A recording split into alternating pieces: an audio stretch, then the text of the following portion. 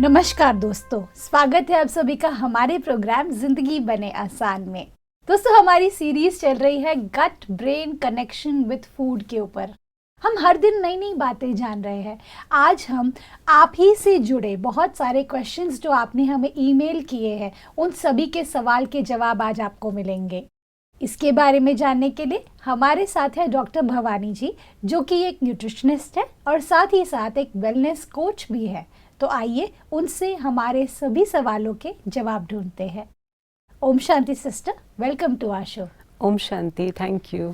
Sister, हमने अभी तक की पूरी सीरीज में इतनी सारी खूबसूरत बातें आपसे जानी है, जिसके अंदर में मुझे बहुत कुछ आपसे सीखने को मिला है और हमारे दर्शकों को भी बहुत कुछ सीखने को मिला है कि किस तरह से हमारा गट और ब्रेन कनेक्टेड है हमारे खान पान से। अब मैं जानना चाहती हूँ सिस्टर, पहला सवाल जो हमें मिला है रश्मि जी से। उन्होंने पूछा है कि अगर उन्हें एक्चुअली डायबिटीज़ है और साथ ही साथ उन्हें हाइपरटेंशन का भी प्रॉब्लम है, तो उन्होंने बोला है कि जब भी वो कुछ खाते हैं ना, कुछ भी खाते हैं, तो या तो वो उन्हें रिएक्ट करता है या तो उनका डाइजेशन हमेशा वीक रहता है। कभी कॉन्स्टिपेशन हो जाता है, कभी लूज मोशन हो जाता है। तो वो पूछना चाहते थे आपसे कि कैसे वो अपने दिनचर्या को करे। शॉर्ट में अगर आप हमें बता सके कि कुछ छोटे टिप्स जो आप हमें सजेस्ट कर सके। ज़रूर। तो मैं रश्मि जी से ये कहना चाहूँगी कि डायबिटिक भी है और हाइपरटेंसिव भी है, तो कहीं ना कहीं एक फियर आ गया होगा मन में कि अगर मैं ये खाऊं तो ये हो जाएगा। क्योंकि देखो, शुगर वाली मीठी चीज़ें नहीं खा सकते डायबिटीज़ की वजह से, ज़्यादा सॉल्टेड चीज़ें नहीं खा सकते हैं हाइपरटेंशन की वजह से। तो कोई भी पेशेंट हो, उसके मन में ये फियर आ जाता है कि भाई अगर मैं स्वीट बिस्किट लूँ तो फिर डायबिटीज़ में गड़बड़ होगा, सॉल्टेड लूँ तो हाइपरटेंशन में होगा। तो कहीं ना कहीं इस फियर को पहले लेट गो करना पड़ेगा। और सेकेंडली, जितने भी नेचुरल फूड हैं जी, उनको आप अपने डाइट में इंक्लूड करना, जो नेचर से हमें डायरेक्टली मिल रहा है। आप अगर, जैसे पिछली बार आपने कहा था कि कच्ची चीज़ें आपको सूट नहीं करती, ऐसे बहुत सारे लोग हैं जो कच्ची चीज़ें सूट नहीं करेगी, तो उसको स्टीम करना। कभी भी फूड को हम जब स्टीम कर देते हैं ना, तो फूड में, वेजिटेबल्स में स्पेशली माइक्रोन्यूट्रिएंट्स होते हैं, विटामिन्स होते हैं जो डिस्ट्रॉय हो जाते हैं। तो उन्हें खाली आप स्टीम करोगे तो 70 to 75% उसमें सारे विटामिन्स रहेंगे। तो उस तरह का आप फूड खाना। और सबसे इम्पोर्टेंट है एक्सरसाइज। एक्सरसाइज बहुत ज़रूरी है, फिजिकल एक्सरसाइज कम से कम। और डायबिटिक हैं आप तो एक, जिसको हम मॉडरेट एक्सरसाइज कहते हैं, वो होता है ब्रिस्क वॉक, सबसे बेस्ट। तो अगर मैं कहूँ तो कम से कम 45 मिनट्स to 1 hour का वॉक तो करना पड़ेगा। डिपेंड करता है वो आपकी हेल्थ कैसी है, आपका एज क्या है, उसके हिसाब से, पर धीरे धीरे आप स्टार्ट करना। बिल्कुल सिस्टर, एक और टीनेजर है जिनका नाम है रेनू। वो रेनू जी पूछ रहे थे कि जब भी वो जंक फूड देखते हैं तो उनको एक अच्छा सा इमोशन आता है और टेस्ट बड स्ट्रॉन्ग हो जाते हैं। फिर जैसे ही वो सामने आता है, वो सीधा खुशी खुशी उसे खा लेते हैं। शी इज़ अ टीनेजर, इस एज में बहुत जंक फूड खाने का मन करता है। उस व्यक्ति के लिए आपका क्या कहना है? वो बोलती है मुझे फिर गिल्ट भी आता है कि मैंने खा लिया। थोड़ा सा उनका ओवरवेट भी है। तो आप सजेस्ट कर सकते हैं कि क्या करें, साइकोलॉजिकली क्या करें, क्योंकि आप स्पिरिचुअली भी बहुत ही अच्छे पोजीशन पर है, भगवान के साथ कनेक्टेड है। तो आपका क्या सजेशन है? तो इस टीनेजर बच्ची के लिए तो मैं ये कहूँगी कि पहले तो उनके घर में जो पेरेंट्स हैं, स्पेशली मम्मी है, तो वो कैसा फूड बनाते हैं, अच्छा, वो बहुत इम्पोर्टेंट है। क्योंकि घर पे अगर हम बहुत अच्छा फूड बना के खुद भी खा रहे हैं और बच्चों को भी खिला रहे हैं, और आप हमेशा देखना, हम बच्चों को दोष नहीं दे सकते हैं कि वो बाहर जाके खा रहा है या बहुत पीयर प्रेशर में खा रहा है। कहीं ना कहीं पेरेंट्स क्या खा रहे हैं, क्योंकि बच्चा सीखता तो पेरेंट्स से है। एब्सोल्युटली। तो अगर पेरेंट्स सही फूड खा रहे हैं और सही घर पे बन रहा है खाना, तो बच्चे को भी आदत लगेगी। अब सेकेंड, उनका करंट प्रॉब्लम है ही थोड़ा सा ओवरवेट है वो अभी, और जंक फूड में उनको इंटरेस्ट भी आ रहा है। तो इसको फुल स्टॉप, पहले कॉमा लगाना होगा फिर फुल स्टॉप नहीं तो होगा नहीं। तो एकदम से अचानक से बंद करेंगे तो क्रेविंग जाती नहीं है। तो धीरे धीरे से उसको चेंजेस लाने होंगे अपने लाइफस्टाइल में। मतलब क्रेविंग को किसी न किसी तरह से, अगर जब मन कर रहा है जंक फूड खाने का तो उसका ऑल्टरनेटिव क्या हो सकता है, उस तरह से हर एक का ऑल्टरनेटिव। सपोज फॉर एग्जांपल अभी पिज़्ज़ा खाने का मन कर रहा है, ठीक है, उसमें बहुत सारा चीज़ डाला हुआ, ऐसे कुछ खाने का मन कर रहा है, तो ठीक है, हम कुछ ऑयल, कोई जैसे चपाती होती है, चपाती में हम चीज़ का कुछ रोल बना के उसके साथ कुछ मिक्स करके फिर उस चपाती को रोल बना के खाएं। कुछ ऐसा ढूंढना पड़ेगा उसको, ऑल्टरनेटिव। हाँ, मतलब वो चीज़ तो जा रही है जो मेन उसमें था साथ, क्योंकि एकदम अचानक से ये सब स्टॉप नहीं हो सकता है। तो ऐसे धीरे धीरे ऑल्टरनेटिव्स ला के, हम चेंजेस ला के डाइटरी पैटर्न में माइंड को भी सेट करके फिर स्टेप बाय स्टेप आगे जा सकते हैं। बिल्कुल। सिस्टर, जब हम बात करते हैं डिप्रेशन की या फिर कोई भी मेंटल इश्यूज की, ये बहुत ही क्रॉनिक आजकल देखा जा रहा है, काफ़ी लोग इससे ग्रसित हो रहे हैं। ऐसे में क्या होता है कि जब भी उनको कुछ भी खाना भी दिया जाता है तो उन्हें खाने का मन नहीं करता, यू नो, क्योंकि उन्हें लगता है कि मैं क्या खाऊं, क्यों खाना है, इससे बेटर तो ना जिए। उस स्टेट में अगर कोई व्यक्ति कोई घर में है जो शायद डिप्रेशन से गुजर रहे हैं, उन लोगों के लिए गट को बेटर करने के लिए क्या क्या चीज़ें करनी चाहिए? ओके, अब जो डिप्रेशन वाली जो कंडीशन है इसमें दोनों हो सकता है, या तो इंसान कुछ खाना ही नहीं चाहता है या एक्सेस खाएगा, दोनों चीज़ें हो सकती है। तो जो एक्सेस खा रहा है, ठीक है, उसको क्योंकि हैप्पीनेस चाहिए, सीधी सी बात है, तो इसके लिए वो फूड से हैप्पीनेस ढूंढ रहा है। तो हम उस फूड से हैप्पीनेस उसको देने के लिए जंक फूड ना दे करके कुछ हेल्दी चीज़ें, बहुत कुछ, अभी इस पे थोड़ा सा मेहनत करना होगा। जब वज़न बढ़ता है इंसान का तो मेहनत करके उसको घटाना पड़ता है। तो इसमें भी जो बना के दे रहा है उसको फूड, या वो जब खुद बना रहे हैं, तो कहीं ना कहीं बहुत सारे आपको रेसिपीज़ ढूंढने पड़ेंगे जो ऑल्टरनेटिव्स हो सकते हैं उस फूड का। जो एक्सेस आप जो खा रहे हैं जंक की जगह थोड़ा हेल्दी आप एक्स्ट्रा खा रहे हैं।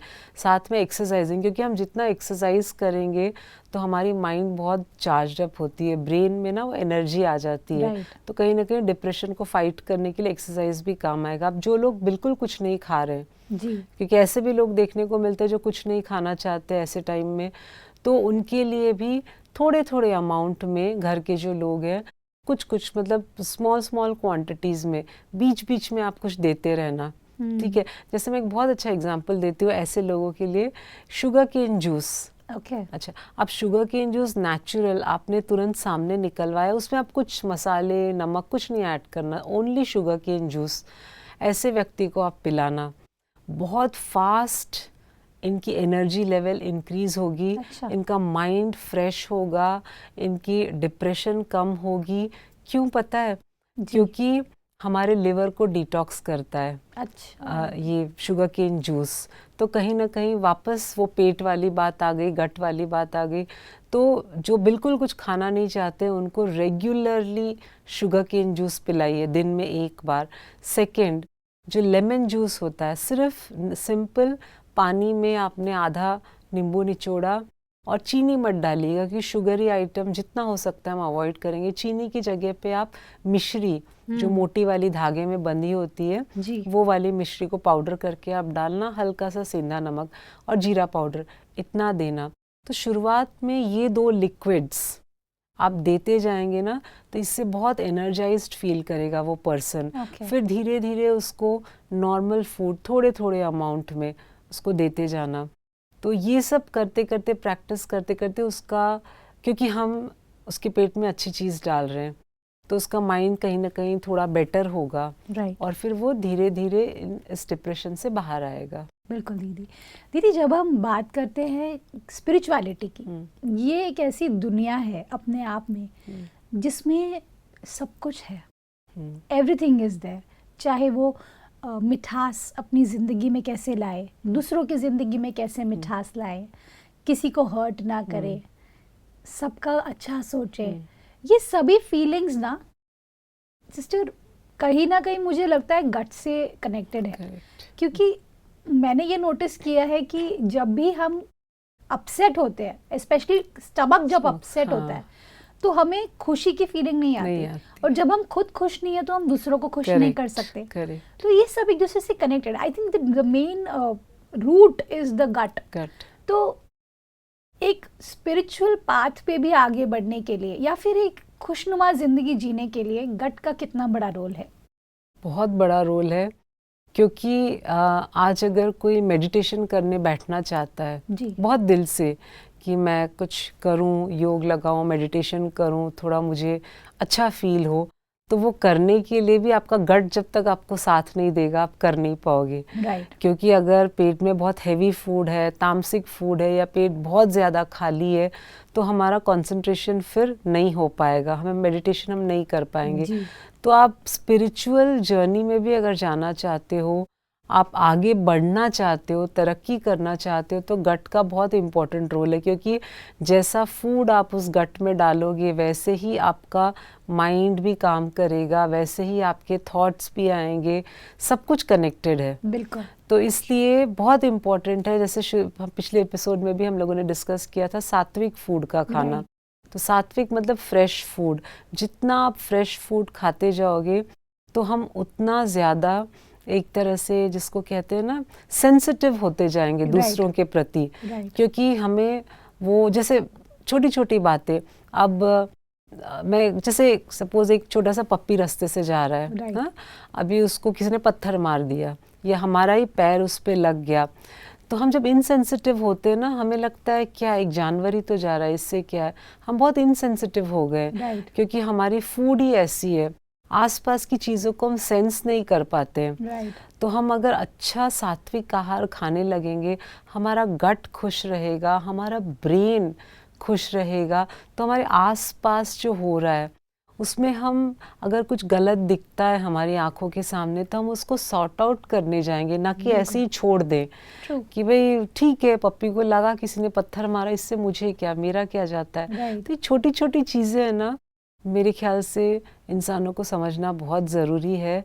और तरक्की करने के लिए ज़रूरी नहीं कि आप वाइस प्रेसिडेंट ही बनो किसी ऑर्गेनाइजेशन के, इन छोटी छोटी चीज़ों में इंसानियत की तरक्की होती है। बिल्कुल बिल्कुल, this is so beautiful sister. एक और बात, जब हम बात करते हैं प्रोटीन रिच डाइट की, मैंने सुना है कि आजकल बहुत ट्रेंड में है कि हाई प्रोटीन डाइट हमको खाना है या फिर कीटो डाइट करना है, जिसके अंदर ओनली प्रोटीन एंड वेजीज और जो भी उनका कॉन्सेप्ट होता है। तो कहीं ना कहीं प्रोटीन की जो डाइट होती है वो मेंटल हेल्थ पर भी असर डालती है, प्रोटीन रिच डाइट, या हमारे गट के लिए भी सही है? देखो, प्रोटीन रिच डाइट अगर हम देखें तो इंडिया जैसी कंट्री में ज़रूरत नहीं है। हमें कार्बोहाइड्रेट्स की ज़्यादा ज़रूरत है, क्योंकि अगर हम अपना क्लाइमेटिक कंडीशन, हमारा जोग्राफिकल कंडीशन देखें तो हमारे यहाँ गर्मी बहुत ज़्यादा है जी। और हम प्रोटीन जितना ज़्यादा एक्सेस में लेंगे बॉडी की हीट और ज़्यादा बढ़ेगी, नंबर 1। सेकेंड, आप बहुत एक्सेस प्रोटीन ले लेते हो, और ये जो आप कह रहे हैं कीटो डाइट और ये सब डाइट, तो बहुत यंग जो 18 से 25-26 ईयर्स ओल्ड के और जो बहुत रिगरस फॉर्म ऑफ एक्सरसाइज करते हैं मसल बिल्डिंग के लिए, वो अगर इस तरह का हाई प्रोटीन लेते हैं तो उसको वो डाइजेस्ट भी कर सकते हैं। लेकिन जो सेडेंटरी वर्कर्स हैं, बहुत एक्सेस में आप प्रोटीन ले लेते हो, वो प्रोटीन डाइजेस्ट नहीं हो पाता है, तो वो that protein gets converted into fat और वो हमारे लिवर में स्टोर होने लगता है। दूसरी बात, आयुर्वेद में कहा गया है कि 30-35 साल के ऊपर वालों को बहुत एक्स्ट्रा प्रोटीन लेने की ज़रूरत नहीं है। सिस्टर, एक और बात, जब हम बात करते हैं विटामिन्स की, ये एक बहुत ही इम्पॉर्टेंट और कंफ्यूजिंग वर्ल्ड है, क्योंकि विटामिन्स की जब हम टेस्ट कराने जाते हैं, बेसिक टेस्ट, ब्लड टेस्ट कराया हमने, ये डेफिशिएंसीज है। सपोज विटामिन डी जो मेजर हमारे इंडिया में देखा जाता है, विटामिन डी की प्रॉब्लम, B12 की प्रॉब्लम, साथ में सपोज विटामिन, जो भी विटामिन सी, व्हाटएवर छोटा मोटा अगर प्रॉब्लम्स है, तो उन लोगों के लिए आपका क्या रिकमेंडेशन है? क्योंकि विटामिन्स लेना ये किस हद तक सही है, मल्टीविटामिन्स? बहुत अच्छा सवाल है। और जैसे कि इंडिया में जो विटामिन डी की डेफिशिएंसी हो क्यों, होना ही नहीं चाहिए, क्योंकि विटामिन डी का जो मेन सोर्स है वो तो सनलाइट है, राइट। और दूसरा सोर्स है मशरूम्स। तो पहले तो हम लोग ये समझ लेते हैं ये विटामिन्स है क्या, इनकी कैटेगरीज क्या है। जी। 2 कैटेगरीज होती है, एक फैट सॉल्युबल विटामिन्स और एक water soluble vitamins. So vitamin A, D, E और के ये फैट सॉल्युबल है, बाकी का जो बी और सी है वो वाटर सॉल्युबल है। तो वाटर सॉल्युबल विटामिन्स भरपूर मात्रा में हमें मिलता है वेजिटेबल्स एंड फ्रूट्स से। लेकिन फ्रूट्स तो चलो हम वैसे ही खा लेते हैं, और फ्रूट्स खाने वाली पॉपुलेशन बहुत कम है, सब लोग नहीं खाते क्योंकि अफोर्डेबिलिटी भी हो जाता है, कुछ लोग पसंद नहीं करते हैं। लेकिन वेजिटेबल्स सब खाते हैं, लेकिन वो वेजिटेबल्स हम पका के खाते हैं। तो वाटर सॉल्युबल विटामिन्स जितने भी उस वेजिटेबल में होते हैं डिस्ट्रॉय हो जाते हैं। आपने बहुत अच्छी मिक्स्ड वेजिटेबल करी बनाई, उसमें अच्छे से मसाले डाल के आपने बहुत टाइम उसको कढ़ाई में रख के बनाया, तो सारी की सारी उसकी न्यूट्रिटिव वैल्यू गई, ठीक है। तो इस वजह से हमें वाटर सॉल्युबल विटामिन्स कम मिलते हैं। इसलिए मैं बार बार कहती हूँ कि फ्रेश जूस, सैलड्स, ये सारी चीज़ें जब हम पियेंगे तो वाटर सॉल्युबल विटामिन्स मिलता है। अगर आप ये नहीं कर सकते हैं तो बेस्ट है स्टीमर। स्टीमर ऊपर जाली जाली होती है, नीचे हम पानी रखते हैं, गर्म होता है तो उसके ऊपर जो पक जाती है सब्जी, तो उसमें 75 to 80% आपका रिटेन रहेगा विटामिन्स। फिर उसको आप हल्का सा सौते करके आप सब्जी बना लेना, वो हो गया। और दूसरी बात है कि जो फैट सॉल्युबल विटामिन्स हैं वो हमें काफ़ी मात्रा में मिलता है नॉर्मल फूड से। जी। जैसे हम विटामिन ई की बात करें, स्किन के लिए बहुत बेस्ट है विटामिन ई, और इम्यून सिस्टम को बिल्ड करने के लिए।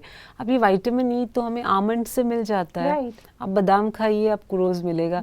फ्लैक्स सीड्स, तो फ्लैक्स सीड्स तो खाने का तरीका बहुत आसान है, कोई मेहनत नहीं करनी है, खाली आपने ड्राई रोस्ट किया पाउडर, उसके साथ में थोड़ा सा ब्लैक सॉल्ट मिला दिया, आप सुपारी की तरह खाना खाने के बाद उसको चबा लेंगे, क्योंकि हमें थोड़ा सा ही चाहिए। तो इससे हमें वो एसेंशियल फैट मिल गया, फैट सॉल्युबल विटामिन। अब विटामिन डी की बात, क्योंकि हमारे यहाँ पे अब लास्ट 10 ईयर्स से, इसके पहले ये सब नहीं था, D vitamin and B12, D3 और B12, इसकी बहुत डेफिशिएंसी मैक्सिमम लोगों में दिखती है। तो ये डेफिशिएंसी होता क्यों है? क्योंकि विटामिन डी के लिए हम सनलाइट में नहीं जाते हैं, क्योंकि हम डरते हैं स्किन टैन हो जाएगा, ये हो जाएगा, वो हो जाएगा। मॉर्निंग का जो सनराइज होने के बाद का जो आधा घंटा 45 मिनट्स है, उस टाइम पे आप वॉकिंग, एक्सरसाइज जो भी है सनलाइट में करें, प्राणायाम आपको जो भी करना है। इवनिंग सनसेट के पहले का जो आधा घंटा है, इसमें भरपूर मात्रा में बॉडी को विटामिन डी मिलेगी, पेनिट्रेट होगा। दूसरी बात, आप घी अगर खाते हैं तो घी से भी विटामिन डी हमें मिलेगा। और बेस्ट सोर्स धूप, सनलाइट के बाद में मशरूम्स। मशरूम्स बहुत अच्छा सोर्स है विटामिन डी का। अब एक और चीज़ बहुत सिंपल मैं बताती हूँ, बहुत सिंपल सिंपल चीज़ें जो हम कर सकते हैं पर हम करना नहीं चाहते हैं। जो भी बातें आप बता रही हैं उसमें से 80% इज एक्सपेंसिव। तो मैं ये जानना चाहती हूँ कि जब हम मासेस की बात करें एज अ होल, जो आज सभी हमें देख रहे हैं, उन लोगों के लिए मेरे मन में तो ये थॉट आता ही है कि हेल्दी होना बहुत एक्सपेंसिव है। तो दूसरी तरफ मैंने ये सवाल मेरी मम्मी से एक बार पूछा था कि मम्मी आप बताइए मुझे, हेल्दी रहना एक्सपेंसिव होता है कि नहीं होता है? तो मम्मी ने मुझे एक ही बात बताई कि बेटा एक बात बताओ, आप डॉक्टर के पास जाते हो, डॉक्टर के पास आप स्पेंड करते हो, वो हेल्थ के लिए आप डालने के लिए तैयार हो, लेकिन आप फूड पे नहीं डालने के लिए तैयार हो। वैसे ही अगर आप एक बर्गर को देखो, सपोज अगर आप बाहर का एक बर्गर खा रहे हैं, वो आपको 200 रुपए तक मिलेगा, 200-150 रुपए में मिलेगा। वही 200 रुपए में आपकी कितना 1-1.5 किलो फ्रूट आपका एप्पल आ जाएगा, 1.5 kilo. Now you have to choose. और मेरे लिए वो रेवलेशन था। तो आज फिर मैं उसी बात को दोहराना चाहती हूँ आपके सामने में कि क्या ज़रूरी है कि हेल्दी रहने के लिए हमें एक्सपेंसिव चीज़ें के साथ में ही आगे बढ़ना है या कोई और अल्टरनेटिव है? देखो, एक्सपेंसिव चीज़ें हमेशा ज़रूरत नहीं होती है। नॉर्मल जो हम फूड, एक इंडियन घर में एक फूड बनता है, बस उतना ही काफ़ी होता है। ये बात और है कि अभी हम बहुत ज़्यादा मॉडर्न हो गए, अर्बन सोसाइटीज़ वाले, या हम उन चीज़ों को भूल गए करना, हम अपना ही डाइट। क्योंकि आप देखो, जब ब्रेकफास्ट की बात करें तो मैक्सिमम लोग सैंडविच खाते हैं और क्या कहते हैं, सैंडविच बहुत हेल्दी है। क्यों? क्योंकि ब्रेड के बीच में 2-4 ककड़ी के पीस रख दिए, टमाटर रख दिए और हो गया हेल्दी। बट बेस जो था वो तो ब्रेड, और ब्रेड क्यों हम इंडियंस खाएं जब हमारे पास इतने सारे ऑप्शंस है खाने के लिए। ब्रेड उनके लिए है क्योंकि वो उस ठंड में कुछ बना नहीं सकते, उनके यहाँ कुछ उगता नहीं है, तो वो ब्रेड खाते हैं। तो हमारा सोचने का नज़रिया, हमारे खाने का स्टाइल सब कुछ चेंज हो गया है। तो ऐसे सिचुएशन में सिंपल टेक्निक्स, जैसे अभी विटामिन D3 किसी को भी लो है तो डॉक्टर तो कहेंगे कि आप शॉट्स ले लो या आप कुछ वो मेडिसिन ले लो, ठीक है। नेचुरली हम कैसे अपने इस विटामिन डी को बढ़ाएं? सिंपल, एक तो आप धूप में जाकर के एक्सरसाइज करेंगे, सेकेंड गाय के दूध का घी लेना है, आप जो चपाती खा रहे हैं, और दूसरी बात घी को तड़के के रूप में मत डालना, क्योंकि हम घी गरम करके फिर उसमें छौंक लगाते हैं, तो जब घी बहुत ज़्यादा गर्म हो जाता है तो उसकी जो बॉन्ड होती है कार्बन और हाइड्रोजन की वो ब्रेक होती है। तो उससे आप डायरेक्टली चपाती के ऊपर आप घी लगा लीजिए, आप जो राइस खा रहे हैं उसमें घी डाल के खाइए, बट घी खाना ज़रूरी है, ठीक है। ये हो गया सेकेंड। अब थर्ड, विटामिन डी को बढ़ाने के लिए मैं सबको 0 कॉस्ट एक एनर्जी ड्रिंक बताती हूँ। प्लीज बताइए प्लीज, बिकॉज हम यही चाहते हैं कि हमारे दर्शकों को ऐसे ऑल्टरनेटिव्स मिले जिसमें उनको ज़्यादा स्पेंड ना करना पड़े और उनकी हेल्थ भी बने, ताकि वो ईश्वर को और प्यार से याद कर सके। बहुत ही मतलब कुछ आपको पैसे खर्च करने की ज़रूरत नहीं है, खाली हमें लेना है या तो एक स्टील का बॉटल या स्टील का पतीला या फिर जग कांच का, पानी आप उसमें भरना, जहाँ पे आपके घर में बालकनी में अच्छी धूप आती है, ऐसे जगह पे 2 घंटे के लिए आप छोड़ देना ढक के, और ये पानी, इसको सनचार्ज वाटर कहा जाता है। अब इसमें भरपूर विटामिन डी आपको मिलेगा, तो इस पानी को, अब ज़रूरी नहीं है इसको, ये तो नॉर्मल रूम टेम्परेचर में आ जाएगा जब आप अंदर लेके आओगे, और इसको रेफ्रिजरेट वगैरह करने की ज़रूरत नहीं, ऐसे ही आप उसको पीते रहना सारा दिन। तो ये एक टेक्निक है विटामिन डी को बढ़ाने का। दूसरा टेक्निक है जो अचार हम खाते हैं, देखो इंडियन फूड जो होता है उसमें अचार एक बहुत इंपॉर्टेंट रोल प्ले करता है। मैं तो बिना अचार के नहीं खाती क्योंकि वो अचार से हम डरते इसलिए क्योंकि डॉक्टर कह देता है आपकी बीपी ज़्यादा है, तो नेचुरली क्योंकि सॉल्ट, हाँ, लेकिन प्रिजर्वेशन करने का तरीका ही सॉल्ट एंड ऑयल होता है। लेकिन अभी जो हम अचार लेते हैं जो मार्केट से खरीद के, वो प्रोसेस्ड होती है। लेकिन पुराने ज़माने में अचार बनाने का एक टेक्निक होता था, सालों तक रेफ्रिजरेटर की ज़रूरत नहीं पड़ती थी, सारे मसाले सही पड़ते थे। तो हम अगर प्रॉपर अच्छा वाला घर का बना अचार लेते हैं और उस अचार को अब छोटा सा एक ग्लास का डिब्बा रख लेना, कांच का, अच्छा एयर टाइट कंटेनर, और उसमें भर के रोज़ आप आधे पौने घंटे के लिए, 1 घंटे के लिए आप धूप में रखना। बहुत ज़्यादा क्वांटिटी रखोगे तो ख़राब हो जाएगा। 1 हफ्ते के लिए आपको जितना चाहिए रोज़ आप धूप में रखना, और उसको आप लंच में जब कर रहे हैं तो उसको आप लेना। तो ये भी तरीका है विटामिन डी को बढ़ाने का बॉडी में। और ऑफ कोर्स मशरूम्स अगर आप खा सकते हैं तो मशरूम्स भी एक नेचुरली एक ऐसा फूड आइटम है जो आपको विटामिन डी सप्लाई करेगा। अब B12 की अगर बात, क्योंकि यही दोनों मेन चीज़ें जो, हाँ, तो B12 मैं बिल्कुल ऐसा नहीं मानती हूँ, क्योंकि सब कहते हैं कि B12 सिर्फ नॉन वेजिटेरियन फूड से मिलता है। ऐसी तो बात ही नहीं है, सारे वेजिटेरियन फूड से भी हमें विटामिन B12 मिलेगा अगर हम प्रॉपर खाते हैं। मतलब प्रॉपर जो मिनरल्स और जो ऐसी सारी जो सब्जी कच्ची चीज़ें हैं ना, अगर हम प्रॉपरली लेते हैं। और दूसरी बात जो मिलेट्स होता है, अब मिलेट्स को भी अगर हम डाइट में इंक्लूड करें तो वहाँ से भी हमें विटामिन B12 मिलेगा। तो इस तरह से घर में ना बहुत सारी ऐसी चीज़ें सिंपल जिससे हम अपने हेल्थ का पूरी तरह से ध्यान रख सकते हैं। हाउ ब्यूटीफुल सिस्टर, ये तो आपने बात की फिजिकल विटामिन्स की। अब हम अगर बात करें हमारे सोल कॉन्शियसनेस की या फिर हमारे स्पिरिचुअल जर्नी के विटामिन्स की, उसके बारे में अगर आप थोड़ा सा हमें रोशनी दे पाएँ, क्योंकि ये भी बहुत इंपॉर्टेंट है। ये सभी चीज़ें तभी ही, फिजिकल बॉडी आपकी तभी फिट रहेगी जब आपकी मेंटल हेल्थ और आपका स्पिरिचुअल जर्नी अच्छा चल रहा है। थोड़ा सा अगर आप रोशनी डाल सके। तो मुंबईया भाषा में ना केमिकल लोचा हो गया दिमाग में कहते हैं। तो वो केमिकल लोचा है क्या? जब हमारा माइंड प्रॉपरली वर्क नहीं कर रहा है, वो अपसेट है या कुछ भी है, तो ऐसे टाइम में नेचुरली हम अच्छा फूड अगर खा लेते हैं तो एक्स्ट्रा माइंड को कुछ एफर्ट्स डालने की ज़रूरत नहीं है फ्रेश रखने के लिए, क्योंकि गट अच्छा है तो ब्रेन भी अच्छा है। आप अगर एक्स्ट्रा कुछ करना चाहते हो तो नेचुरली ये अपने माइंड के जो विटामिन्स को अगर बढ़ाने हैं जी। तो कहीं ना कहीं हमें मेडिटेशन टेक्निक को अपनाना ही होगा, हमें उस गॉड से कनेक्ट होना ही होगा, तो वो गॉड ऑटोमेटिकली आपको सारे विटामिन्स देगा। सिस्टर अमेजिंग, आई थिंक ये आपने बहुत कमाल की बात कही है कि केमिकल लोचा को अगर ठीक करना है तो जो ईश्वर है, जो सबका बाप है, सबको इतना प्यार करता है, उनको सिर्फ याद करेंगे ना तो उससे हमारे विटामिन्स यहाँ के इतने बढ़ जाएंगे कि उसका असर हमारी फिजिकल बॉडी पर भी पड़ेगा। Thank you so much sister for your valuable time and amazing insight. Thank you for coming in our show. ओम शांति। Thank you. ओम शांति। है ना ये कमाल की बात।